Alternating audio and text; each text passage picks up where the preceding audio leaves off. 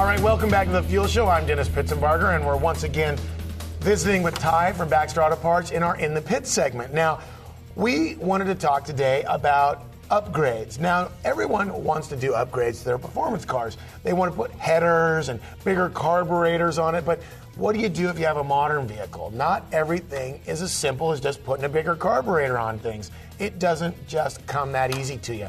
But with today's market becomes today's products. Now, we brought in some of this stuff. Now, you may not be familiar with what this is, but I think everybody knows what this is. This is an air cleaner, and one of the most common upgrades is what is considered a cold air intake. Now, this looks like something that you could put right into a vehicle stock. Right. If you actually look at this as an air raid quick fit, and what you do is you actually remove the top half of your factory air box, place this right in its place, and you get two entry points of air. Number one, you're going to get it streaming across the entryway, say right above the headlight, right below the hood line there, because that's a great source of air, because that's actually used to cool the top of the motor off. Couple that with a large high flow air filter that actually has more square inches of filtering area through it, and you get a higher flow unit.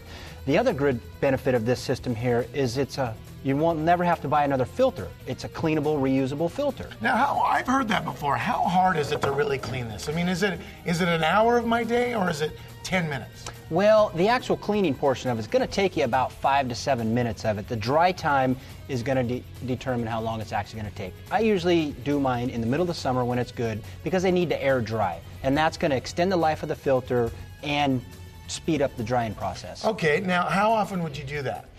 They recommend generally between 20 and 30,000 miles. Oh, so you're not doing it every 3 or 4 months? No, and what you actually want to do is just put an eyeball on it. In fact, sometimes you'll see that the air is going to come and hit this filter in one place. So if you simply just loosen just kind of twist it around. Give it a little twist, and you got a clean filter. Not a bad idea. Now, once you get past these systems, you can do a little more upgrades as far as actual components. Now, this is a throttle body. What it is the air obviously passes from the air cleaner in through here.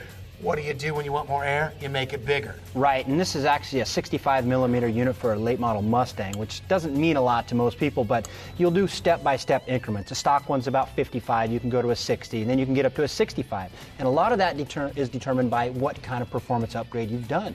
If you've gotten into, say, a full flow exhaust system on it, meaning a set of headers and a good muffler. Maybe you have a different lower intake manifold on it. It will determine which one of these you want. But even on a stock motor, will allow enough air increase to get a substantial increase in power. And you want to be careful with this, because it's a lot like a carburetor. You hear the guy with the stock 350 in his Camaro, and he puts the huge Holley carburetor on it. It actually makes it run worse. So make sure and put the right throttle body. You just don't want to go and get the big 75 millimeter throttle body, stick it on your stock motor, because guess what? You'll actually make less power. Right, component to component. Yeah. Now, what is this piece here?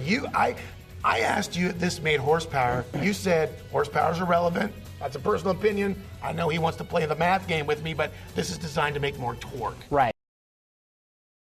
Unit. It's actually designed to make more horsepower at upper engine speeds. But what happens when you're running down low on the freeway cruising, when the air's running around the intake manifold a little bit more lazily, I like to say? Okay. Well, this guy with the big helically wound grooves in here actually takes the slow, lazy air along the sides of the runners and actually puts a spin to it. Okay. Now, when you put this on, you'll hear a whistle.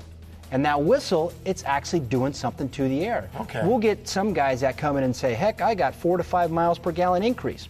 I don't think that's true in all cases, but there is a noticeably sharper, crisper throttle at the bottom end with one of these on. So to put it in kind of a Mr. Wizard way, this is the idea of when you take the Coke bottle and kind of swirl the pop around, it's funneling the air, or funneling the soda pop in my little experiment, but it funnels the air a little more efficiently into the motor. That's a great analogy. Boy, I said something smart. Now, once you've done this upgrade, let's say you've done headers, you've done a free flow exhaust, you put the air cleaner on it, you've done a couple items for the intake, things don't always run correctly together. Now, one of the things that comes with fuel injection is the mapping for the fuel injection, how much fuel goes into the motor. And that's where you come in. I don't know anybody that can't talk cars and high performance that doesn't know the name Hypertech. Right. So what is this designed to do? Well, Hypertech's been around forever. They used to make the chips that you used to replace. Nowadays, you simply plug and play. You plug this into your OBD2 diagnostic electric port underneath your dash. And that's that funny little thing under the dash. No, everybody wonders what it's for. Right, DEQ plugs into, and the dealership plugs into that.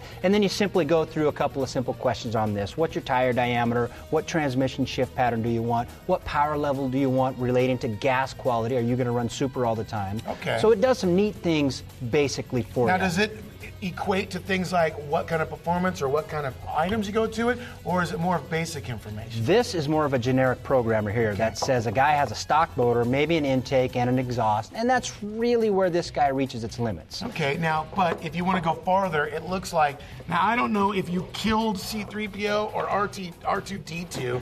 I don't know.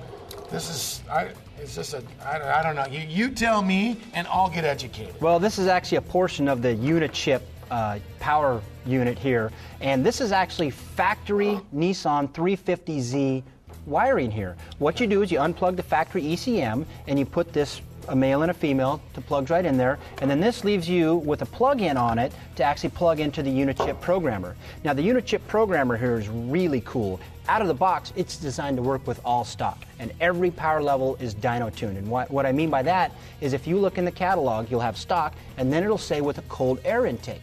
Now you could hypothetically then buy just this, kind of circumvent all the things we've talked about before, buy just this and start at that level. Correct, and that's a great way. On a Nissan 350Z without the turbo on it, you're probably going to get 12 to 15 horsepower. Now you put on the intake, that's going to give you another 8 horsepower, and if you re-flash this, it's going to add an additional 4 to 6 to that. And they have these programs all the way set to, say, adding a turbo, or you can even go custom. Say we've done quite a bit. All right, so they'll be able to look you up to find out how to do it? Yep, you betcha. Excellent. Well, we'll have some contact information from Ty at the end of the show. Thanks for coming by. Thanks, Dan. And that's our In the Pit segment on the Fuel Show.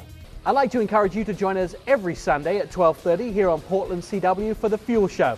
On next week's show, another 2 Behind the Wheels. We're going to take a look at the Range Rover Supercharge and also the RDX from Acura. That and a whole lot more. And don't forget, fuel is nitrous for your mind.